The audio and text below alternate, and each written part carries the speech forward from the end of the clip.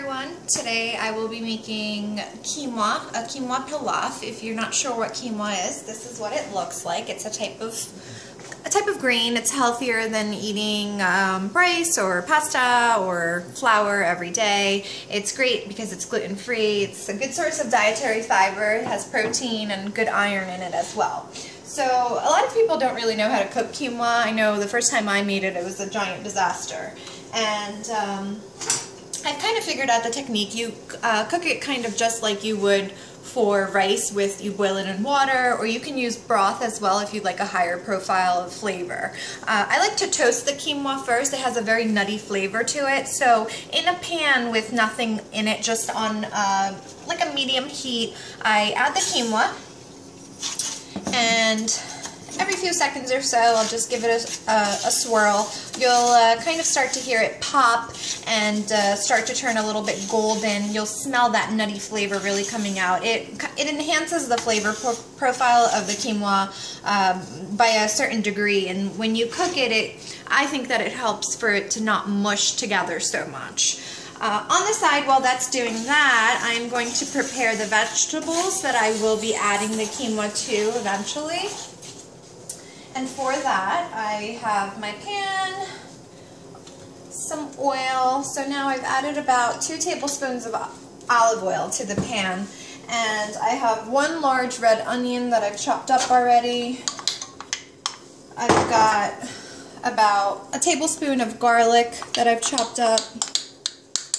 And I am going to just stir this around, let it saute for a few minutes.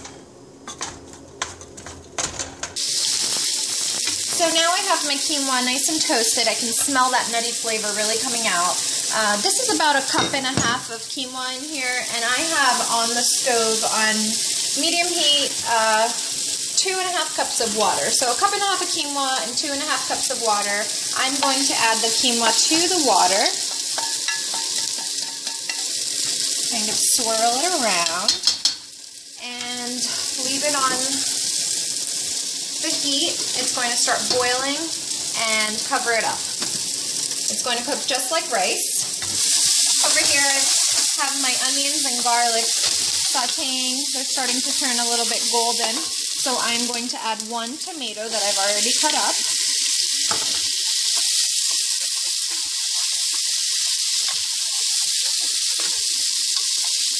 Mix it around.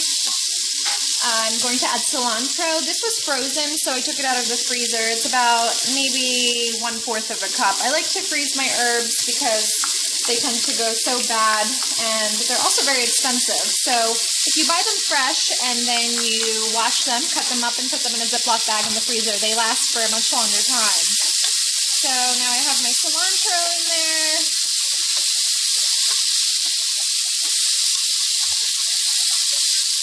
And you can see that the quinoa is bubbling.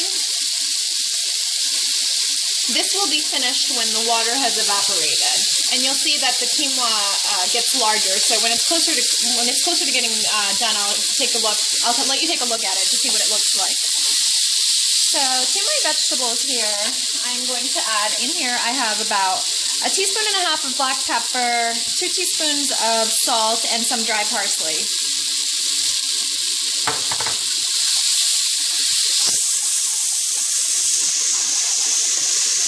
Mix that all together and turn the heat down on low. I don't want this to completely turn to mush.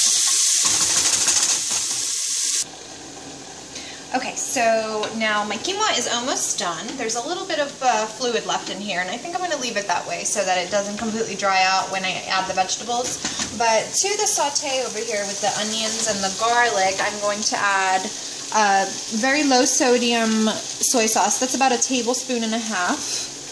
And one of my favorite ingredients, it's sriracha, which is a type of hot sauce. You don't have to add this. I personally love spicy food, so I do like the nice tangy spicy flavor it gives everything. Mix that all around, and now we're going to add the quinoa. So like I said before, I left a little bit of fluid in there, but this is what it looks like when it's all nice and cooked. So quinoa.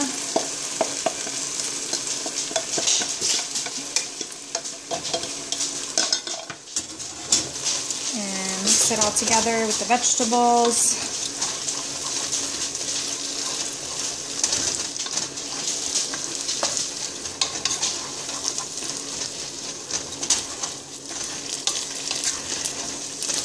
And there you have it. It's a nice quinoa pilaf.